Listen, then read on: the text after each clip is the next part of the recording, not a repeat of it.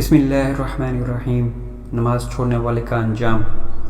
حضرت عبداللہ بن عمر رضی اللہ تعالی عنہ نے بیان فرمایا کہ ایک مرتبہ سرکار اعظم صلی اللہ علیہ وسلم نے نماز کا ذکر کرتے ہوئے فرمایا کہ جس نے نماز کی پابندی کی اس کے لیے قیامت کے دن نماز نور ہوگی اور اس کے ایمان کی دلیل ہوگی اور اس کی نجات ہوگی، اور جس نے نماز کی پابندی نہ کی اس کے لیے نماز نہ نور ہوگی، نہ اس کے ایمان کی دلیل ہوگی، نہ اس کی نجات کا سامان ہوگی، اور یہ شخص قیامت کے دن قارون، فرعون اور اس کے وزیر حامان اور مشہور مشرک ابی بن خلف کے ساتھ ہوگا۔